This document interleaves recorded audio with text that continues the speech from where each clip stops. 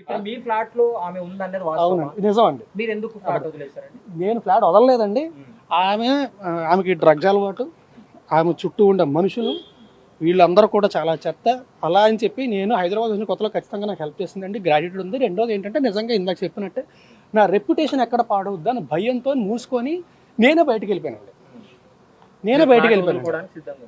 వదులుకోవడానికి సిద్ధంగా లేనండి. నేను అసలు ఏమీ మాట్లాడలేదు, ఏమీ లేదు, నేనే వెళ్ళిపోయాను. ఎందుకు లావణ్యతో మాట్లాడాల్సి వచ్చింది? ఆ ఆడియోలో కూడా ఉంది, తను చెప్తుంది నన్ను చంపేస్తాం, కనీసం బాడీ కూడా దొరకకుండా చేస్తాం అని చెప్పి. ఎవరు తను కంప్లైంట్ లో పేర్కొంది లావణ్య. కంప్లైంట్ లో పేర్కొందండి, ఏదైనా ప్రూఫ్ ఉందా? ఈవిడే నేను మళ్ళీ చెప్తున్నానండి. So I can't talk on behalf of which is not right. So ఆవిడని బెదిరించిందండి, వాళ్ళ అన్నయ్యతోని చాలా ఫిల్తీ లాంగ్వేజ్లో మాట్లాడింది. ఇదంతా జరిగింది, ఇవన్నీ కూడా వాళ్ళ దగ్గర ఉన్నాయి. వాళ్ళు కంప్లైంట్ ఫైల్ చేస్తారండి. I can't talk on behalf of it's because it's not right. Clarity ఇవ్వండి. అంటే మీరు ప్రతి ఇంటర్వ్యూలో కూడా మీరు పెళ్లి చేసుకోవాలని చెప్తున్నారు, కానీ ఆమె చెప్తున్నటువంటి వాటిలో పెళ్లి చేసుకుంటానని నమ్మించి మోసం చేశాడు. ఏమంటే పెళ్లి చేసుకుంటా నమ్మించి మోసం చేశానని ఒక దగ్గర చెప్తుంది, మాకు ఆల్రెడీ పెళ్లి అయిందని ఇంకో దగ్గర చెప్తుంది. గుడిలో పెళ్లి చేసుకున్నా అది చెప్తే అబద్ధం చెప్పడం మొదలు పెట్టినప్పుడు ఏ అబద్ధం అనేది చెప్తారండి. నేను నించొని నిజం చెప్తున్నా. నేను ఇందాక కూడా నేను మీ భయపడి మిమ్మల్ని ఎవరి వెళ్ళిపోతాను కదా, నిజంగా ఎంతో ఒక నిమిషం మాట్లాడాలి కాబట్టి కారు ఎక్కానంటే మా డ్రైవర్ తెలియక తీసాడు. అందుకే డ్రైవర్ కూడా దిగమన్నా అప్పుడైనా సరే 1 minute ఆగుతారు, మాట్లాడి వచ్చేద్దాం అని చెప్పి. నాకు అసలు మీడియాని అవాయిడ్ చేద్దాం అనుకుంటే అసలు ఎక్కడ దాకా కూడా మీరు లావణ్యతో రిలేషన్షిప్ వదులుకోవడానికి కారణం ఏంటి? తను డ్రగ్స్ తీసుకుంటుందని తెలిసిన తర్వాత వదులుకున్నారా, లేకపోతే ముందు నుంచి వదులుకున్నారా? ఏమండి, 2-3 ఏళ్ళు అంత బాగానే ఉంది. ఆ తర్వాత మా అందరికి ఎటువంటి రిలేషన్షిప్ అంటే శారీరకంగా కానీ ఎలాంటిది లేదండి. అండ్ ఆవిడ వేరే అతనితో రిలేషన్షిప్లో ఉండి నేను ఆవిడ దగ్గర ఉండాలి. ఏంటంటే మీకు మీ పేరెంట్స్ కి చాలా చాకరీ చేశాను నేను, నన్ను పట్టించుకోలేదు వాళ్ళు అంటున్నాను. మళ్ళీ చెప్తున్నా, కాదు, అబద్ధం. ఆ ఇంట్లో కూడా మాకు ఈ సినిమా మొదలైంది ఎప్పుడంటే సంవత్సరం క్రితం అండి. సంవత్సరం కూడా అవ్వలేదు అనుకుంటా. అదే చెప్తున్నానండి, అదే గట్టిగా ఇది భయం వేసిందండి. సార్ లావణ్య ఎలా పరిచయం సార్ మీకు? ఎక్కడ పరిచయం? నాకు హైదరాబాద్ కాదండి, నాకు నిజంగా వైజాగ్లో ఉన్నప్పుడు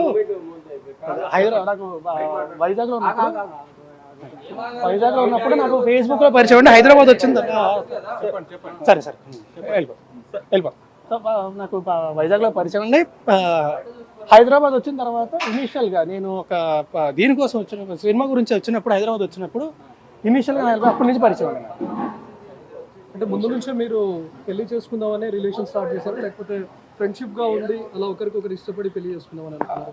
లేదండి, రిలేషన్షిప్ అనేది ఉండేదండి, అప్పట్లో ఉండేదండి. 2-3 years అండి. ఆ తర్వాత లేదండి. బట్ నాకు పెళ్లి అనే ఉద్దేశం ఎప్పుడూ లేదండి. అవును, మీరు అడిగే విధానం బట్టి ఎక్కడ ఎందుకంటే మీరు అన్నట్టుగా తనను పెళ్లి చేసుకోవాలి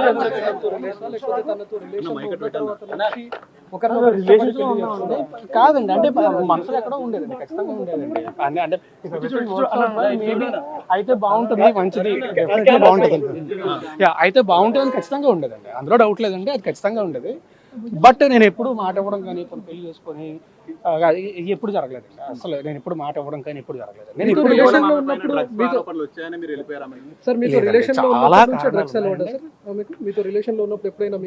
రెండు 3 ఏళ్ళ తర్వాత స్టార్ట్ అయింది. అంటే ఆమె మీకు కూడా తీసుకొని వచ్చానని చెప్పింది, ఒకసారి చెప్పింది. ఏమండి, నేను నా జీవితం లావణ్యను బలవంతంగా డ్రగ్స్ కేసులో ఇరికించారు తప్ప నాకు డ్రగ్స్ 45 రోజులు జైల్లో. ఒకటి చెప్తాను, ఇప్పుడు నేను ఆవిడ డ్రగ్స్ కేసులో ఇరికించేంత సీన్ నాకుంటే నాకు ఈ పరిస్థితి రాదు కదా. ఈరోజు ఈ పరిస్థితి రాదు కదా. దీని నుంచి కూడా ఎవడో అవాయిడెడ్ ఎట్లా అంటే ఇప్పుడు మీరు రిలేషన్షిప్ లో లేరు. ఏమండి, మేము కలిసి సినిమా చేసాం, అతి త్వరలో సినిమా రిలీజ్. మరి ఆమె ఎందుకు ఈవిడ ఆమెతోనే కాదండి, నాతో పనిచేసిన డైరెక్టర్స్, నా ఫ్రెండ్స్ అందరికీ ఆమె ఫోన్లు చేసిందండి, అందరికీ ఫోన్లు చేసి బెదిరించింది. అండ్ మళ్ళీ ఇందాక చెప్పినట్టే I can't talk on behalf of her. వాళ్ళు కంప్లైంట్ ఫైల్ చేస్తారండి, నా సైడ్ నుంచి నేను ఫైల్ చేస్తాను. ఏమని చెప్తారు? ఏం చెప్తారు? మీరు ఏం చెప్తారు? కంప్లైంట్ ఫైల్ చేసిన తర్వాత డీటెయిల్డ్గా మళ్ళీ నేనే ప్రెస్ మీట్ పెట్టి ఏం కంప్లైంట్ ఫైల్ చేశానని లావణ్య చెప్తాను. మీద ఏం ఆరోపిస్తున్నారు మీరు? నేను ఇప్పుడు ఏం చెప్పానండి, కంప్లైంట్ ఫైల్ చేసిన తర్వాత మాట్లాడతాను. సార్ ఇప్పుడు లావణ్య ఎన్నో ఫోటోలు మీడియాకి రిలీజ్ చేసింది, దానిపైన మీరు ఏం చెప్తారు? అంటే అందులో మీ లావణ్య ఫ్యామిలీ పెళ్లి మెంబర్స్ చేసుకున్నారని కూడా ఉన్నారు. చెప్తున్నది. అదే అండి, మీరు పెళ్లి చేసుకుందాం అని చెప్పింది అంటున్నారు. ఇందాక మీరు ఏం అడిగారు? పెళ్లి చేసుకుంటానని మాట ఇచ్చాడు అని చెప్పింది అని చెప్తున్నారు అని చెప్తున్నారు. ఓకే అని చెప్తున్నారు. సో తను రకరకాలు చెప్తున్నప్పుడు నేనేం చేయగలను? అంటే ఇప్పుడు నేను మీకు నిజం సంబంధం చెప్తున్నా. లేనప్పుడు మీ ఫ్లాట్ లో తను ఇన్ని సంవత్సరాల పాటు ఎందుకు ఏమండి, ఉంచారు? రెప్యుటేషన్ ఎక్కడ పాడవుతుంది, ఎందుకు రచ్చలు, ఎందుకు మనకి ప్రశాంతంగా ఉందాం అని మాత్రం భయపడి పెళ్లి చేసుకున్నారా లేదా? లేదండి. ఆమె మీరు గుళ్ళో పెళ్లి చేసుకున్నారని చెప్తుంది. ఏమండి, అదే అంటున్నా, మీతోని మేము పెళ్లి చేసుకుందాం అని చెప్పింది, దీంతోని పెళ్లి చేసుకుంటానని చెప్పి మోసం చేశాను అని చెప్తుంది. ఏది నిజం ఉండే? అంటే మీరు కలిసి గణపతి పూజ కూడా చేసేవాళ్ళు. ఏమండి, ఇప్పుడు కలిసి ఒక ఇప్పుడు ఇంట్లో మీ ఉన్నప్పుడు కుటుంబ నేను సభ్యులకి తనకు తెలుసా? నేను లావణ్య తెలుసా? ప్రతి సంవత్సరం కూడా నాకు అంటే గుళ్ళకి వెళ్ళి పూజలు చేసి అన్న అలవాటు. ప్రతి సంవత్సరం కూడా వినాయక చవితి రోజు ఖచ్చితంగా పూజ చేయడం అనేది నాకు అలవాటు. అంటే ఆ ఒక్క రోజు మాత్రం ఖచ్చితంగా చేస్తాను. గుళ్ళకి వెళ్ళి పూజలు చేసి అన్న అలవాటు. ప్రతి సంవత్సరం కూడా వినాయక చవితి రోజు ఖచ్చితంగా పూజ చేయడం అనేది నాకు అలవాటు. అంటే ఆ ఒక్క రోజు మాత్రం ఖచ్చితంగా చేస్తాను. మీరు గణపతి పూజ చేస్తారంటే పెళ్లి చేసుకుంటే చేస్తారు కదా. కాదండి, మీకు గణపతి పూజ పెళ్లి చేసి చేస్తారు. గణపతి పూజ చేయడానికి పెళ్లికి సంబంధం ఏంటంటే చేశారని ఏమంటే ఇద్దరం కలిసి ఒకే ఇంట్లో ఉండేవాళ్ళం అండి. ఒకే ఇంట్లో ఉన్నప్పుడు నువ్వు బయటికి వెళ్ళి కూర్చొని ఒకరిని పూజ చేస్తాను అనలేం కదా. ఎందుకు సార్, ఎందుకు ఇద్దరు ఒకే ఇంట్లో ఉండాల్సి ఏమంటే వచ్చింది? వివరణ live in relationship back then చెప్పా కదా అప్పట్లోనే. సో మీ 2010 parents కూడా అప్పుడు పరిచయం చేయించారు అప్పుడు తెలుసు అండి, మా పేరెంట్స్ కూడా పరిచయం. ఓకే. మా పేరెంట్స్ కూడా పరిచయం. ఈ లావణ్య తమ్ముడు మీతో డబ్బులు తీసుకోవడము, డబ్బులు అడగడం ఇది మీకు నేను కంప్లైంట్ ఇస్తానండి, మొత్తం స్టేట్మెంట్ అనేది కంప్లైంట్ అన్ని ఇస్తాను. ఇచ్చిన తర్వాత మొత్తం ప్రొడ్యూస్ గతంలో రేట్ చేస్తాను. చేసినప్పుడు ఏమైనా సెటిల్మెంట్ కి ఏమైనా పిలిచారా మీరు? సార్ కొద్దిగా ముందుకు లావణ్యకి సెటిల్మెంట్ చేస్తామని ఏం సెటిల్మెంట్ అండి? ఈ విషయం ఒకసారి పోలీస్ స్టేషన్ కి వెళ్తా అన్నప్పుడు ఆమె చెప్పినప్పుడు ఆమె నాతో చెప్పలేదండి. నేను సెటిల్మెంట్ నేను ఎప్పుడు మాట్లాడలేదండి, ఆమె కూడా నాతో మాట్లాడలేదండి. మాల్వి కూడా అలాగే ఈమె ఆవిడికి ఫోన్ చేసిందండి. ఆమె ఈవిడికి కాదు. అది నేను మళ్ళీ సారీ, అది కూడా మళ్ళీ చెప్తున్నా, అది ఆమె కంప్లైంట్ ఫైల్ చేస్తుంది. It's not right for me to talk on behalf of. 11 ఏళ్ల రిలేషన్ లో ఏనాడు రాస్తారుని ఇబ్బంది పెట్టని లావణ్య ఈ రోజే ఎందుకు కంప్లైంట్ ఏమండి? చేయడానికి వచ్చింది? ఈ రోజే ఏనాడు ఇబ్బంది ఇబ్బంది పెట్టలేదు, బయట పెట్టింది. ఏనాడు ఇబ్బంది పెట్టలేదు. సరే, ఏనాడు ఫిర్యాదు చేయని లావణ్య 11 ఏళ్ల తర్వాత ఈ రోజు ఎందుకు పోలీసులను ఆశ్రయించాల్సి వచ్చింది? రాస్తారని గురించి ఎన్నో విషయాలు ఎందుకు బయట పెట్టాల్సి వచ్చింది? ఎందుకంటే అండి నాకు తెలిసే అండి, నేను వీన్ కన్సల్టింగ్ లీగలీ బికాజ్ నా చుట్టుపక్కల ఉన్న వాళ్ళందరినీ ఆమె ఫోన్ చేసి ఇబ్బంది పెడుతుందని చెప్పి నేను లీగల్గా కన్సల్ట్ చేస్తున్నానండి. కన్సల్ట్ చేస్తున్న విషయం తనకు తెలిసి ఉంటుంది. నాకంటే ముందే తన స్టెప్ తీసుకుందాం అని చెప్పి తనకి మీరు ఆమెను వదిలేసి వెళ్ళారనేటువంటి ఆరోపణ చేస్తున్నారు.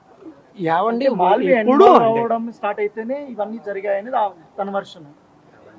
ఆమె ఏదన్నా చెప్తాడు, ఏమన్నా చెప్తాడు. సార్ చివరగా మీరు ఎప్పుడు కలిసారు సార్ లావణ్య?